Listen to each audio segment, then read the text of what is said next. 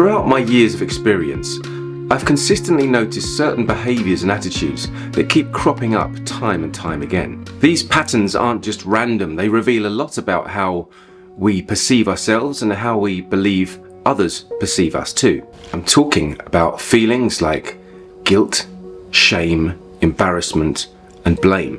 These emotions can be incredibly powerful and unfortunately incredibly destructive.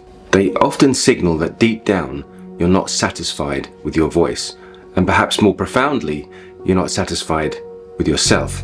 But where do these feelings come from? Why do we carry this heavy burden when it comes to something so natural and fundamental as our own voice? For some, it stems from a relentless pursuit of perfectionism. We set these impossibly high standards, and then we beat ourselves up when we inevitably fall short. Every minor flaw becomes magnified, and every mistake feels like a catastrophe. This constant self-criticism doesn't just stifle our voice, it stifles our spirit. For others, these feelings are rooted in past traumatic experiences. Maybe someone mocked the way you spoke when you were younger, or that an adult told you to be quiet and that your opinions didn't matter. I wouldn't underestimate this. I remember one teacher when I was in junior school, so I was about 7 years old, 8 years old, and she told me not to sing in assembly because I wasn't able to sing and she didn't like it. She told me to be quiet. And that's not a very nice thing to tell a 7 or 8 year old.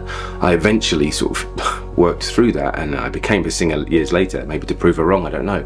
But still, these experiences, what we're told, especially when we're young, by older people and adults and our guardians and those our peers, can have a lasting effect on us. These kind of negative experiences can leave deep scars that will make you hesitant to speak up or speak out later in life.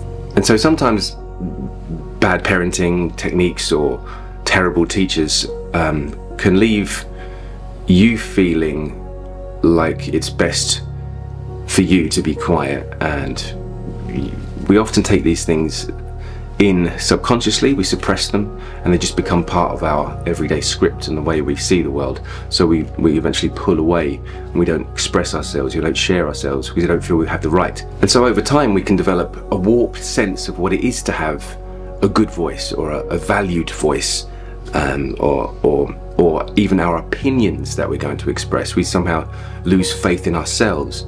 And so very commonly we are dictated to about what a good voice is, or what good ideas are, or you know, what's beautiful, what's authoritative, and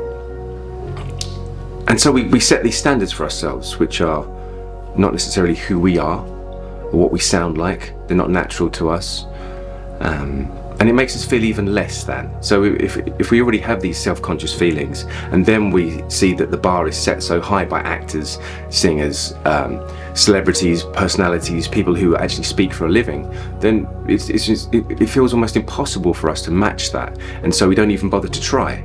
And then again, social media and some other voice coaches seem to perpetuate these ideas of what it is to be successful and to be accepted. But here's the thing, these standards are often unrealistic and unattainable, and again they're very specific to a certain area and a certain time and place and the person themselves. We each have our own individuality, we each have our own attitudes, behaviors, we have our own instrument, our own body, our own voice, and we need to start finding ways to become comfortable with that and improving what we have, not trying to become something we're not. Of course, it's natural to want to fit in, to communicate more effectively, to be clear and understood by others. We all have a fundamental need to express ourselves and to be heard.